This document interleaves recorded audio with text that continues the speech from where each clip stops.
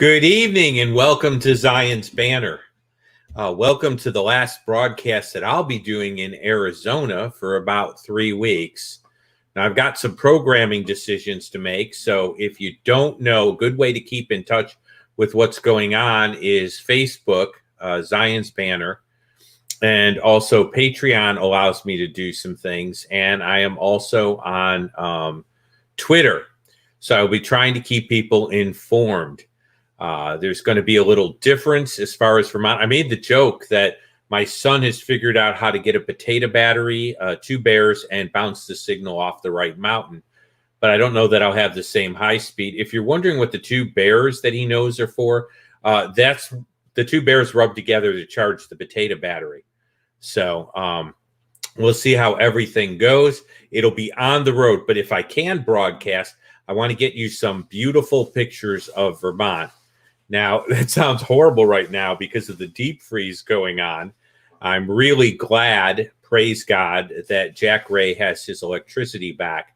I do remember a time when we were without power, using a small wood stove to heat water, to go ahead and have water. And that was one cold period of time.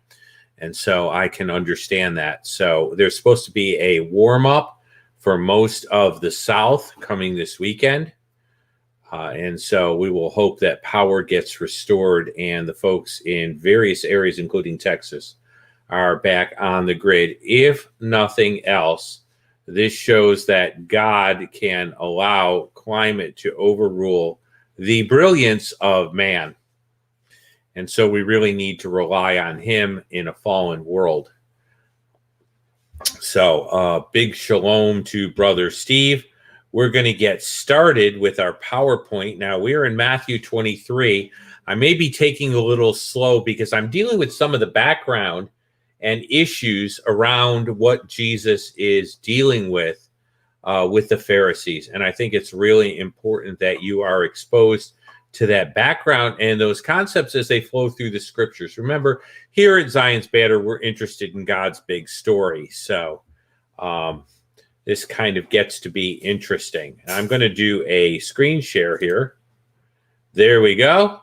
Really, this is about missing the spirit and intent of Torah and the relationship between loopholes, because that's what you're going to see a lot of, And a special shout out to Jimmy Ivy, who teaches the woman's study at Hillside. So I'm glad to have her on, and I hope she's able to stay on and that Facebook does its thing correctly here. We're doing dual broadcasting here, so I am really excited about that. Let's get the PowerPoint cranked up here and going. There we go. We are going to be dealing with oaths. Now, let me get you to the right part of the word. So I'm going to bring up my polyglot there. There it is. A service announcement from my wife. Tell Jimmy I said hello. Marlene says hi. You can't see her right now. Actually, if she ducks down deep enough here, I can remove this. And there you go. There is my wife, who is saying hi to Jimmy, who is in Jimmy's Bible study. I do want to get you started in the right area here. So here's where we're looking at. We're going above, and we're going to be starting right after Jesus talks about the proselytes, and we're going to be talking about oaths and how oaths used to work in Judaism and the background of this. So we're really in verse 16. Now, the verses will be included in the PowerPoint, but you can have it turned there, and you see I've got the two. Jimmy says hi to my wife. She's like ducked into the living room. It's good to see Lindsay here too. So this is a lot of fun. And so this is a section we're looking at 16 and on, just to kind of give you a background as to where we're at. And you can go ahead and know where we're at. I'm going to switch back over to our PowerPoint, and remember, we do put the verses up there, but we're going to be dealing with oaths and the background of oaths. Okay. You have to understand circumlocutions in Judaism. Now, what does that mean? Jews were so worried about using God's name in vain because of the 10 Commandments and the law that they would use various phrases that referred to God, not just any old phrase, okay, but certain phrases to refer to God, to try and honor his name by not using it in vain. And so that's what's meant by a circumlocution. You're substituting a phrase or a word for God's name, and this began to be the form and custom. Now, the reason I do that is because in a parallel passage in Matthew 5:34 through 36, do not swear by heaven, for it is God's throne. That would be a circumlocution. Nor by the earth, nor by his fool's footstool, nor by Jerusalem, for it is the city of the great king. You're going to see circumlocutions used in here. And so I just kind of want to alert you to that as a feature of the text. The other thing you need to understand is that there were a hierarchy of oaths at the time. And so that is real important for you to understand also, that oaths had a hierarchy to them. And so one oath would weigh more or would be more binding than another oath. And so there was a whole hierarchy and a group of rules set around this.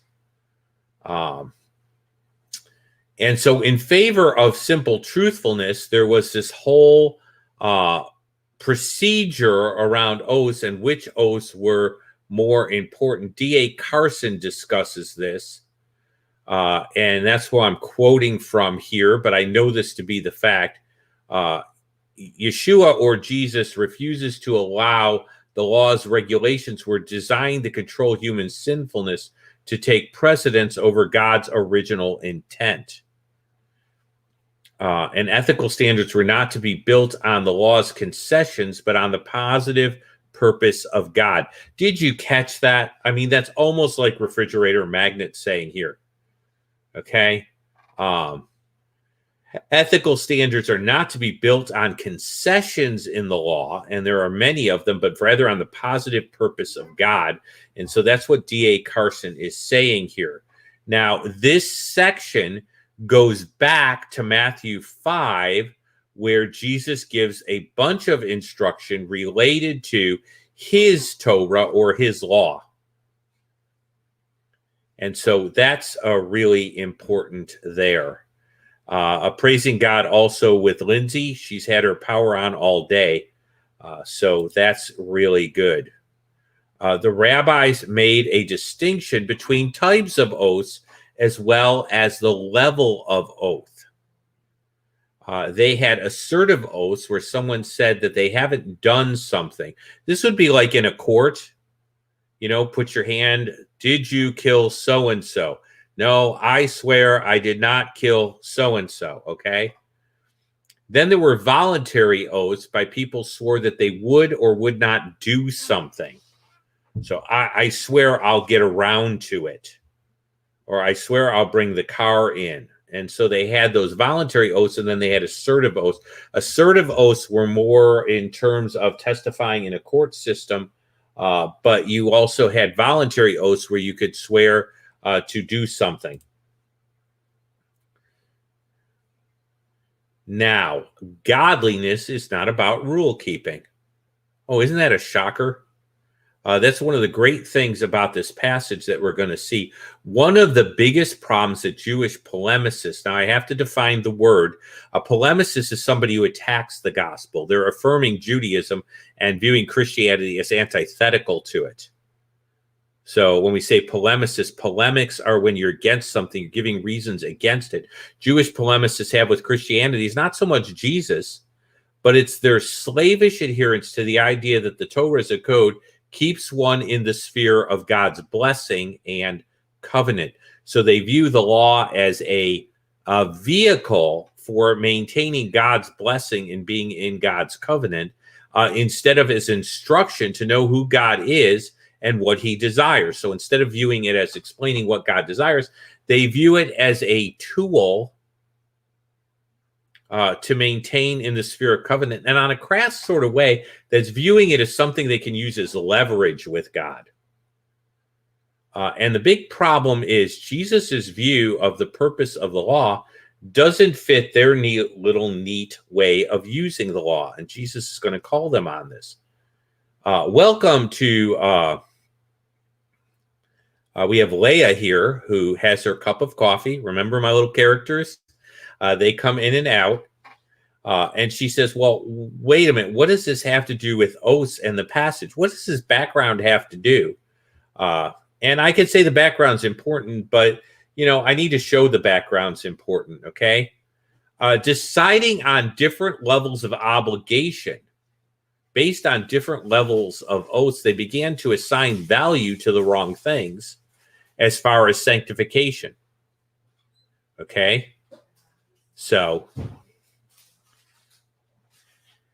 Jack Ray's commenting on that complexity. It really did become complex. As we look at the passage, we're going to end up seeing this, but their focus became wrong. This oath is more binding than this oath, and this oath is less binding than this oath, and this oath is almost as binding as this oath, but not quite. And that's what you're sort of dealing with here. And so Leah, it began to create a wrong focus. They began to focus on the item and how binding the oath was instead of what they should have been focusing on. Now, let's start to look at Jesus's reasoning here, and I broke it down.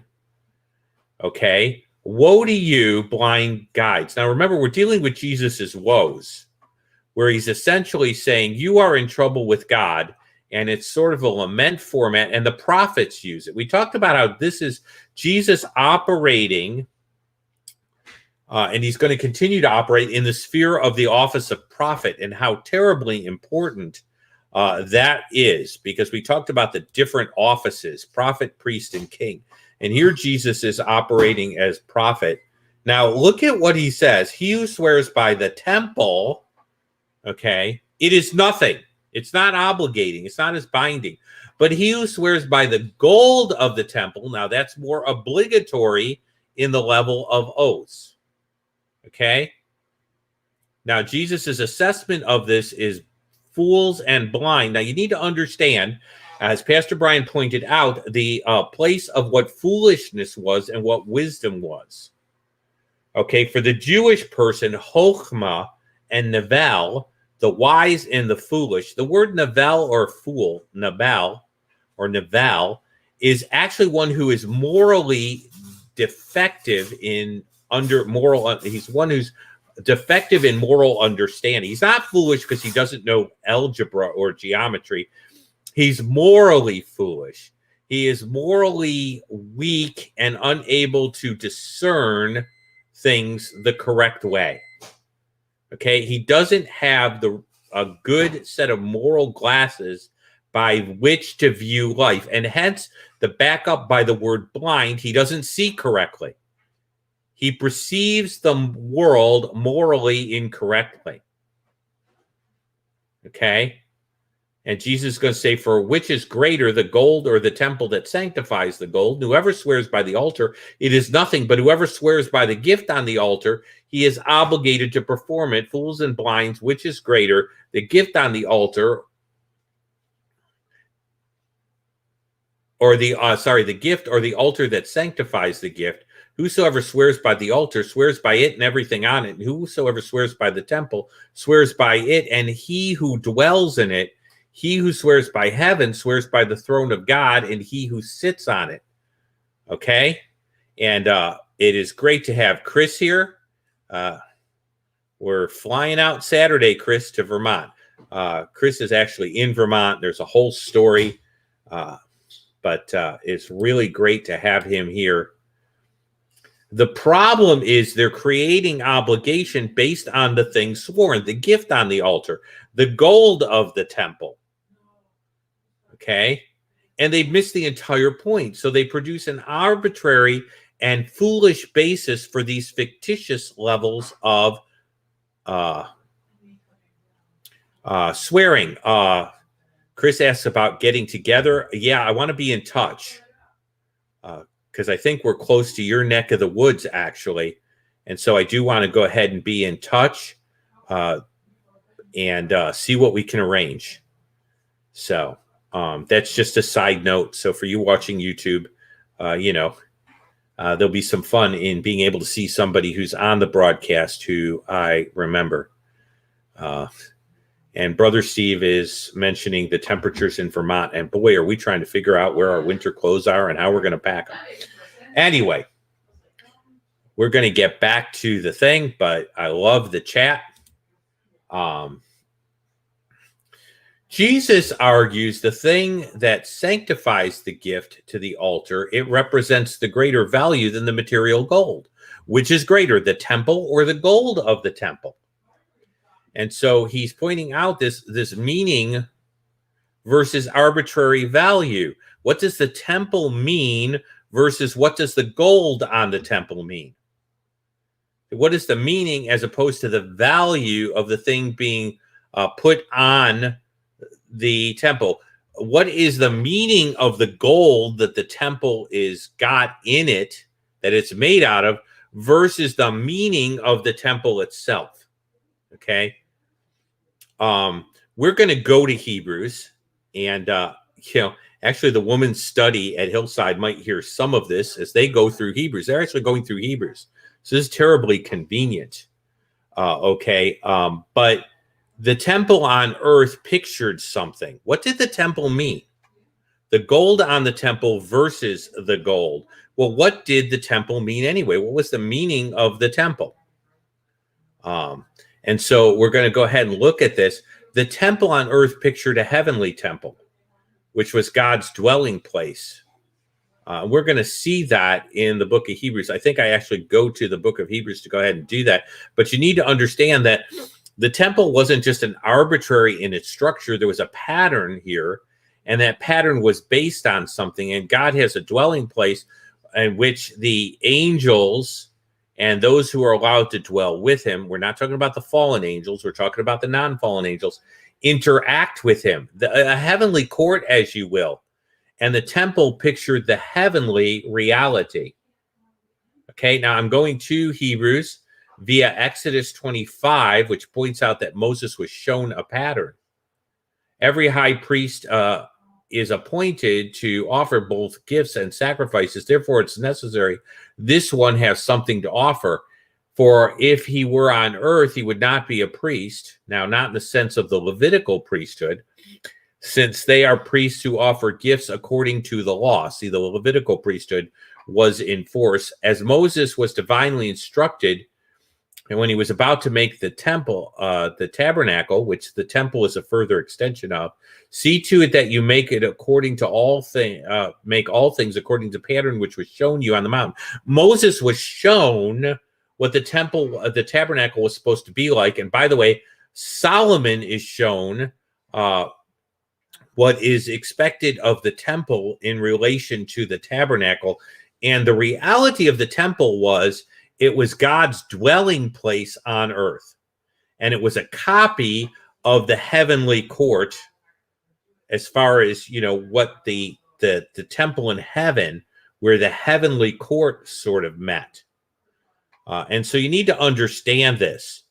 This is the background of the temple. So which was of greater value, the earthly gold that was used to construct this thing, or the reality behind this thing that the temple represented?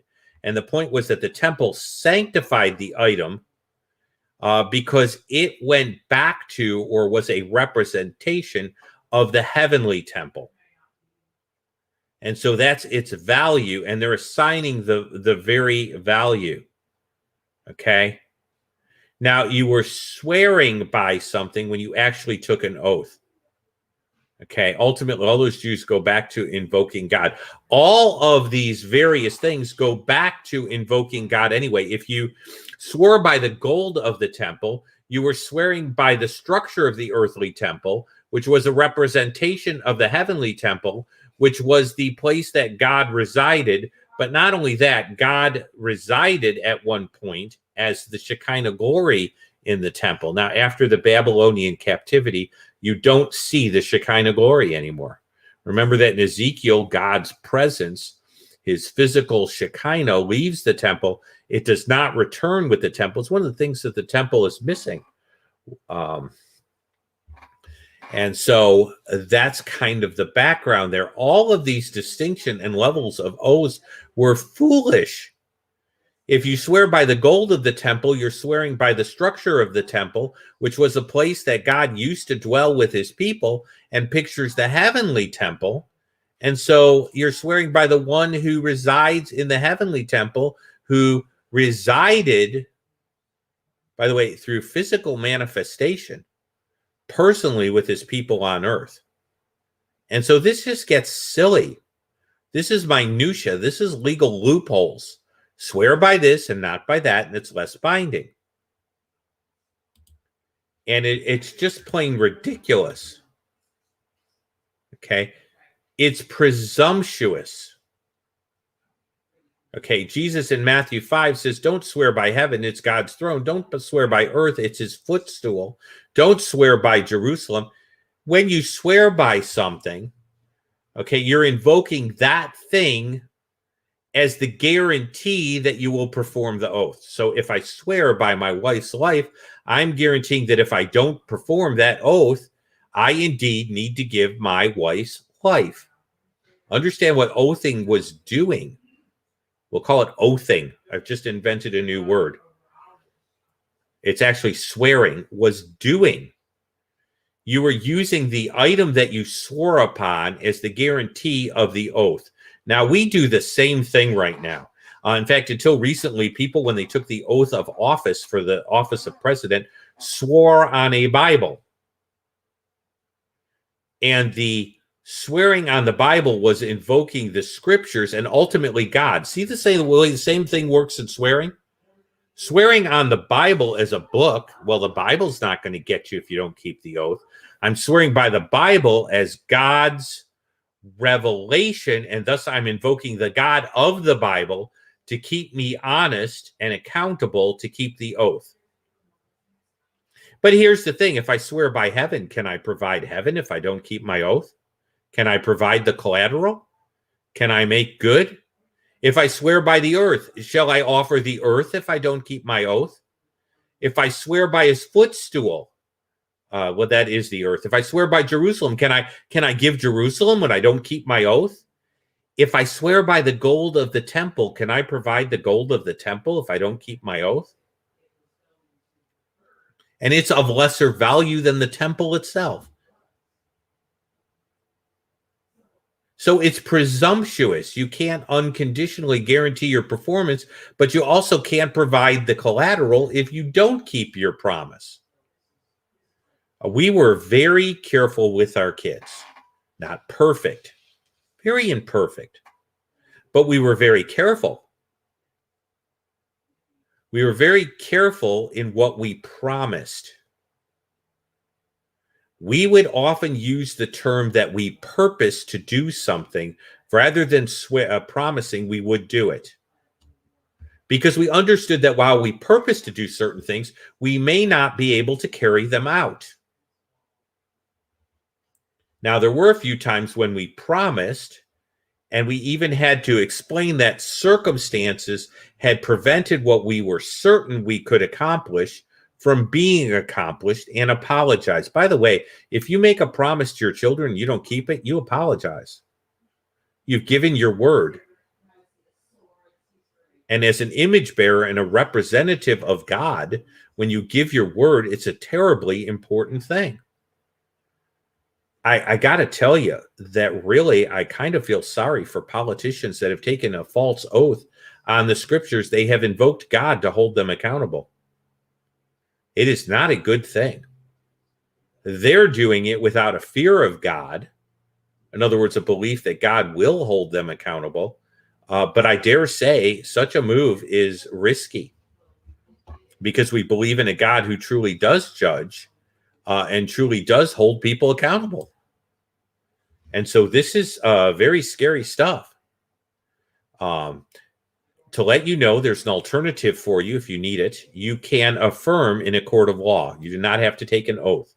That's part of our Constitution, that you can use the word affirm for those groups of Christians that, by the way, have not been for oath taking. And there have been groups of them. So you do have an option. In fact, it's really presumptuous. James strikes on the presumptuousness of taking an oath. Tomorrow we will go and do such and spend a year in this city, buy and sell and make a profit, whereas you do not know what will happen tomorrow. Really, nothing's guaranteed. For what is your life? Even a vapor that appears for a little time and then vanishes away. Instead, you ought to say, if the Lord wills. That's a very interesting line James is using. He's stating a conditional, if the Lord wills. The Latin DV is often used as an abbreviation, Deo volentes, if the Lord wills. C.S. Lewis used to occasionally use that. And sometimes classically it was used in communications to indicate that there may be extenuating circumstances. Now, if you're following in Matthew, and I'll take you there, Jesus has said, this is foolish, this is ridiculous, this is a legalistic loophole, and it's built on unsound reasoning because it ignores the value of the altar, the value of the temple, and what they're supposed to be used for, and they aren't your personal swearing place. And swearing by the gift is valuing the gift more than the altar that you placed it up on that sanctifies it. Valuing the gold over the temple is ignoring what the temple represents, and this is utterly silly. If you swear by heaven, you're swearing by God's throne. Now, he's going to have another woe here. So, woe, we're not finished yet. Just to use a little bit of phraseology here. Woe to you, scribes and Pharisees. Verse 23, for you have paid the tithe of mint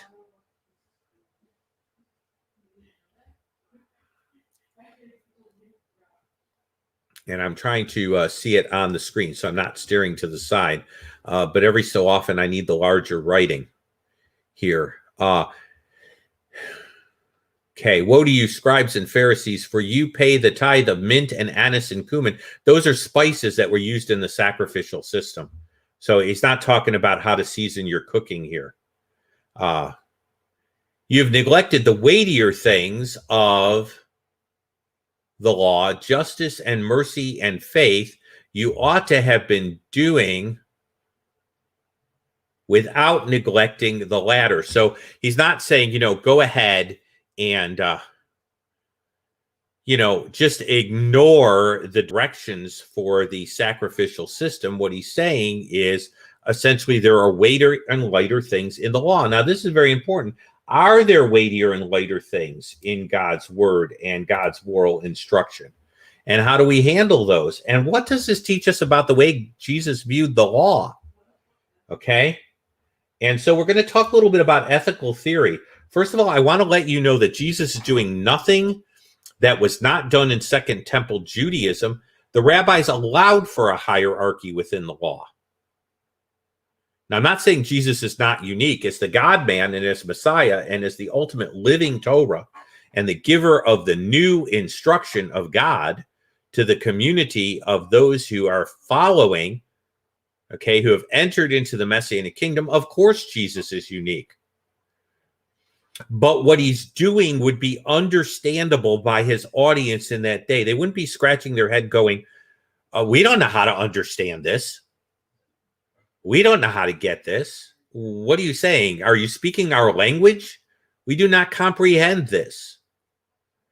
They would have been familiar with the idea that different rabbis recognized a hierarchy in the law and that it was acceptable.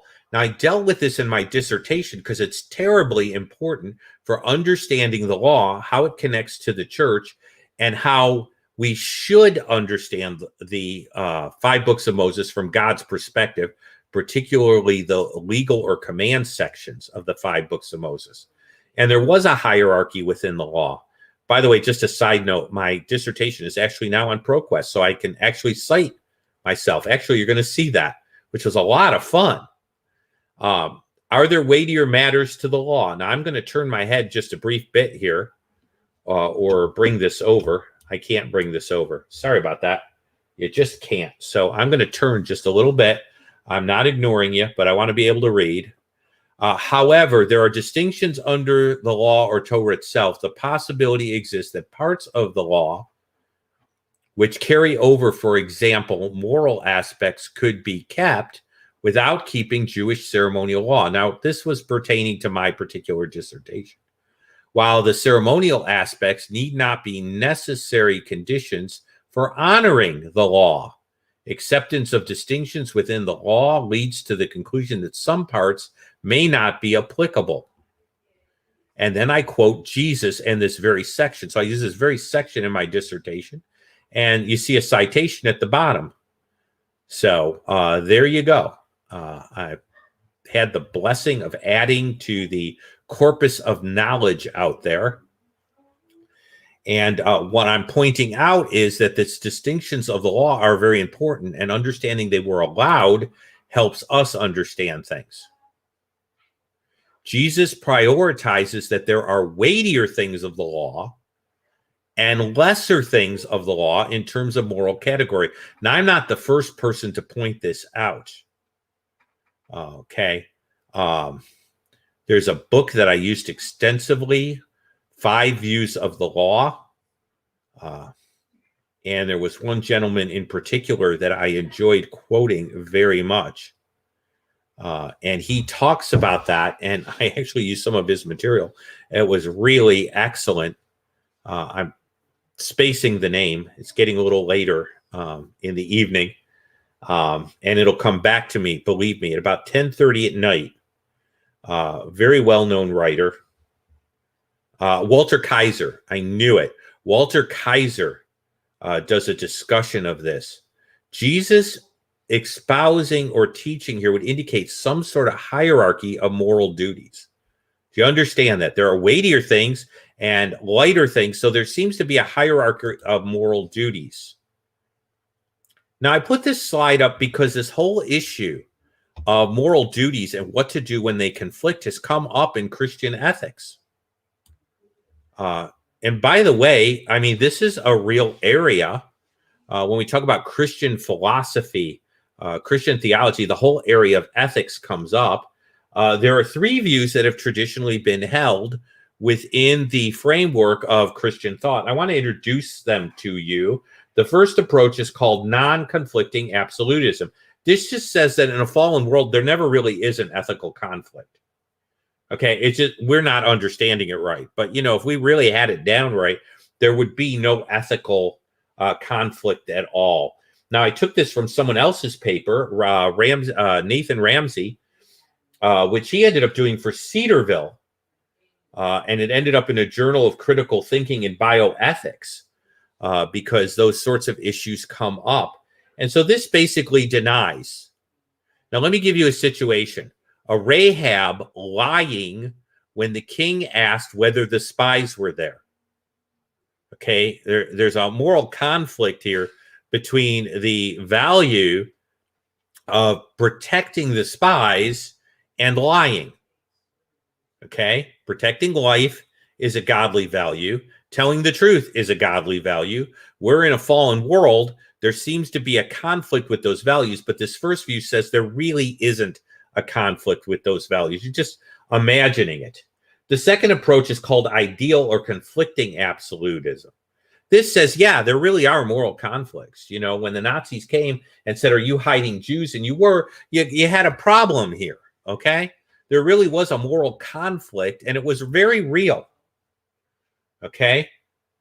And in some cases, if you were dealing with a situation like hiding Jewish people during the Holocaust, you would be in a position where you really didn't have a good way out of it. Now, and remember that if you were found lying to the Nazi soldiers, the SS, you and your family would be killed. They wouldn't stop with you. They would go ahead and kill your family. They had no problem with that. They'd probably do it in front of you and then cart you away in some cases.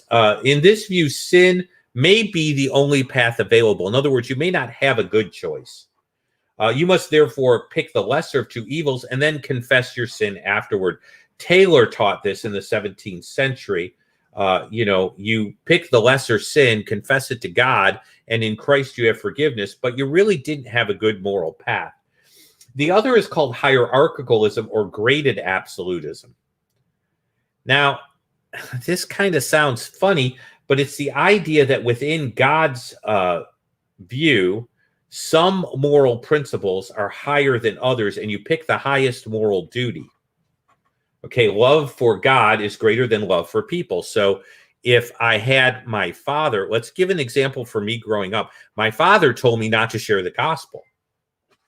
Well, Jesus commanded me to share the gospel. Well, now I'm in an interesting position here. And my dad came to me and said, well, honor your mother and father. You can't share the gospel with your grandparents. See, honor your mother and father is one of the 10 commandments.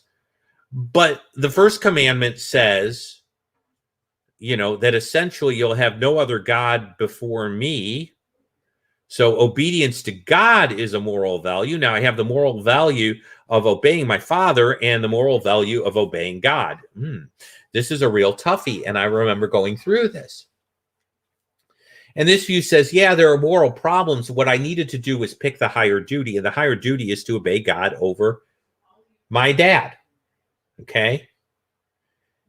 In this view, God holds us accountable to the highest standard or the highest moral value. And so in this case, my witnessing to my grandparents was not necessarily sin. Okay. Now, all three of these fall within what I would call legitimate Christian thought. Okay. Like if we're talking situational ethics, forget about it. It's not biblical at all. These are views that godly Christians have held at some point.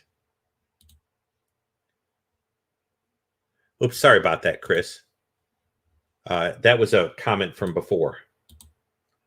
Okay. Now, Jesus listed two as the commandments as the greatest commandments. Now, what that seems to infer to my mind is if those are the two greatest commandments, then maybe there are lesser commandments. They're still commandments. There's still obedience to God, but these are the primary things that other things are built on. These are the highest values. And so Jesus seems to allow a hierarchy, and he seems to give us the means to deal with what the hierarchy is. Now, me and Rivka, in our lovely father and daughter philosophical and theological times, which I enjoy, all my kids are very just really think through things. I think that he may be failing Jesus may be favoring graded absolutism, that there are honest higher values within God's law, and he holds us accountable to those. However, the conflicting absolutism also falls within Jesus' statements. Here's what we do know, and hang out for this. Jesus indicated that some moral duties were higher than other moral duties.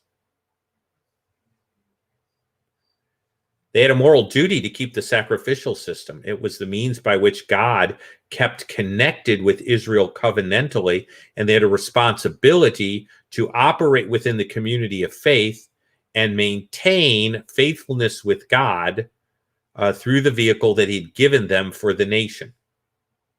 Never guaranteed salvation, but it guaranteed that they were functioning within the covenant community, and the community would be honored with God's protection and relationship as a whole. And I had a duty to maintain that. If I was part of ancient Israel, I wasn't supposed to mess it up for the whole nation and for everybody. I was supposed to do my part and follow through so that the community could be in touch with God. And that was terribly important. And that's the cumin and the anise and the spices there. I was supposed to do it the right way. But Jesus says there are greater duties.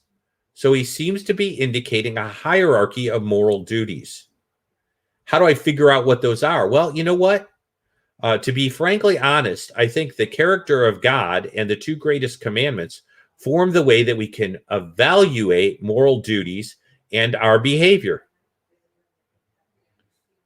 And I think those form overarching principles that we can really use. And so I think that's really worthwhile. I know that we're a little early tonight as I wind down and get ready to pack and try to do a Zoom outreach study. And I would cover your prayers. I'm going to be doing more advertising for that and hopefully see some Jewish believers and unsaved Jewish people join that. But let's talk about what this means for us, okay? Do I need to keep the minutia of things that I could keep? Do I need to focus on crossing my T's and dotting my I's exactly right? And by the way, I'm given to that. Okay, I'm kind of a pain in the neck. Legalism comes easy for me. I like to check off lists. I like to make sure things are done the right way. I like procedures to be followed a lot of times. But you know what? At the end of the day, I need to cut myself a break. And let me give you an example. If you were with me last night, I made a very strong argument about the Trinity and the Great Commission. And I think the argument I made about a Hebrew parallelism and the name referring to God in the mind or the background, or would trigger that in a Jewish audience, I think was a good argument. But I made a mistake. I said that the word name in Greek was in the nominative case. Well, actually, looking back at it, it's in the accusative case. Now, Jeff Cran would be very nervous about that because there was a little flaw in I misspoke. But you see, if I understand that God can handle that misspeaking, not that I should shoot for it, but it's going to occasionally happen, and the argument is still good, and it's a good insight. I think a lot of people enjoyed that insight last night. I'd say that's still a good insight about the Great Commission, about the Trinitarian formula of baptism and what it would mean to a Jewish audience, and how Matthew's bringing that home even more, but realize that I had a slip of the tongue or misspoke as far as the case of the Greek.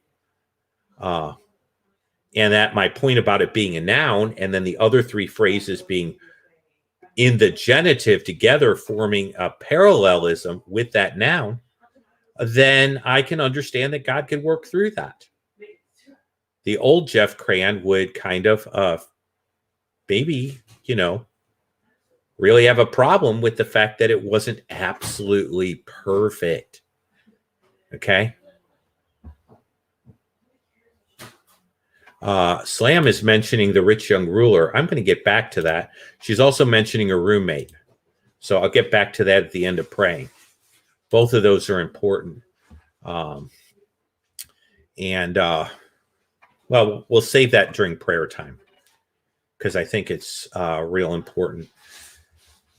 Look, if I'm loving God and I'm loving my fellow man, a whole lot of other commandments get dealt with, don't they? If I'm loving God and loving my fellow man, and this is what Paul goes to, then the two great commandments, the rest of my behavior should fall within God's law. And that's kind of the take-home truth. We can focus on the minutia. Now, don't think this doesn't happen in Christian circles. We find all sorts of things to be legalistic about, don't we? But if I'm loving God and loving my neighbor, I don't necessarily have to worry about all of the minutia. These rabbis were worried about dotting their T's and crossing their I's and looking good, but they were not worried about the greater things, which would take care of the lesser things. And they were misassigning values because they were more worried about the outward procedure and having a loophole than they were about the heart of the issue. And so Jesus says, whoa, you're off base. You're out of line.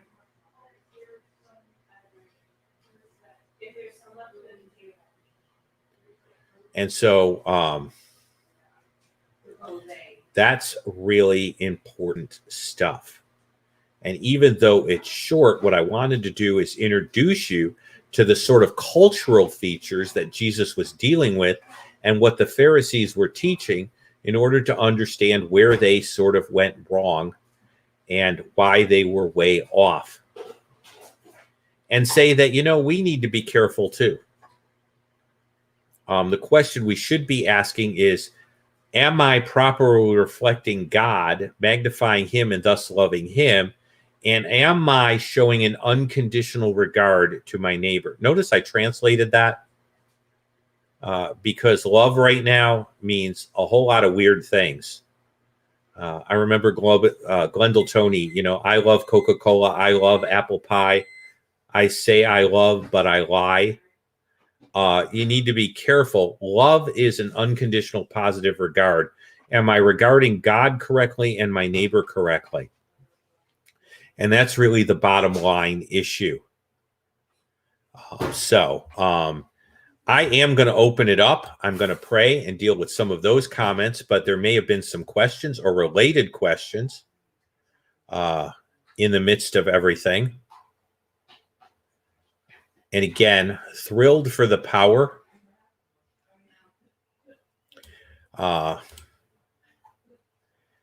My point would be, if you can avoid oath taking, do so. That's what James means by let your yes be yes and your no be no. You don't need to invoke anything as collateral to force yourself to tell the truth if you're a truth teller. And so that's a really good point. Let's see. Oh, new comments. Look at that. Jimmy Ivy, good. Perfect. Well, it is good to be able to give that. Are these PowerPoints able to be downloaded? Yes, they are. They are able to be downloaded. Now, what I need to do is send you the link, Jimmy, and I can do that so that you can have this PowerPoint. Anything I produce out there is available to folks. Okay? And so I will go ahead and send you an email with the link to tonight's PowerPoint. It's on OneDrive. What you're going to have to do is click on the link, and then up in the right, I think it offers you the option to download. And I'd love for you to have it. So that's great. Is there a difference between... Okay, the New King James uses the term charity. In the Greek, probably not. I mean, I need a verse to see what the Greek word is. The Old English uses the term charity a lot for love. The problem is that I'm not sure that charity is not used for grace occasionally, and they're two different Greek words. So what I would say is that the issue would be what Greek word is being used. Is charity referring to grace, but it often refers to love. And so I think most of the time that would be true. And then the question would be, what type of love are you dealing with if you're dealing with a Greek text? So that would be the kind of way that, I deal with that. This is where it's real useful to have a Greek concordance or good Bible software. Because there are nuances in some of the different terms, and our English Bibles tend to flatten those nuances and distinctions. So, and that's why they spent time with Greek and Hebrew with me in seminary. But you have all the tools you need in Logos, and you can always use a concordance. The love feast is the agape feast, and so it uses the term agape. And so, yeah, if you're translating it from Greek, and I don't know if I can pull that up. I can do a search here and pull that up for you, but I can't do it in Hebrews. I'd have to actually go to the entire New Testament, and I type in the words, and you can see me doing this. So this is what Logos is good for. I type in the words love feast. It should be Jude. There are blemishes at your love feast, clouds without water. And I click that in, and it should bring it up. There they are. And there's the Greek up there. Okay, and you can see that. Hutoi estin hoi en tes agapes.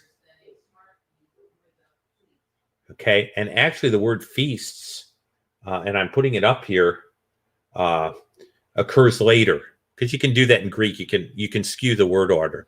So the agape feast is the love feast. They're synonymous. They're just to kind of help you out. Great question.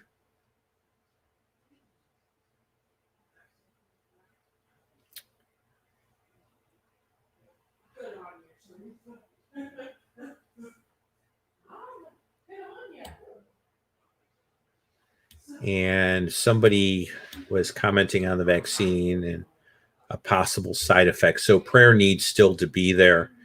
By the way, we took our COVID test to travel to Vermont. We are both COVID negative. The only question for me is, do I skip this last shot as exercise? Or do I, the gym is pretty clear and it has strict guidelines, so we'll work all that out. But I am COVID negative yet again. So,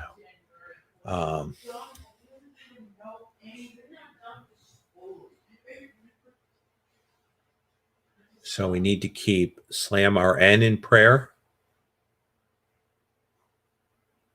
Okay. And we need to keep folks that need to stay warm. It's very cold in Vermont. So we will be getting used to global cooling. And particularly Texas. Texas is not used to Vermont temperatures. So some of the South has never experienced this before. And praise God for everyone having power. So I'm going to take this advantage to pray, because we have some folks going through a lot. Okay. Okay.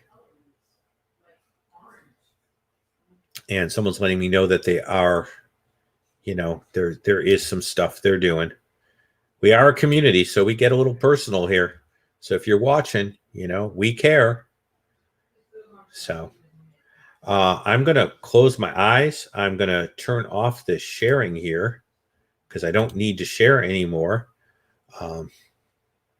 And I'm going to pray for a few of these things. And Jimmy, if you're still on, I will keep Denise in prayer too as we close tonight. She has had a bad case of COVID. She's been on a respirator. The last name withheld for the sake of privacy, because there are many Denises in the world.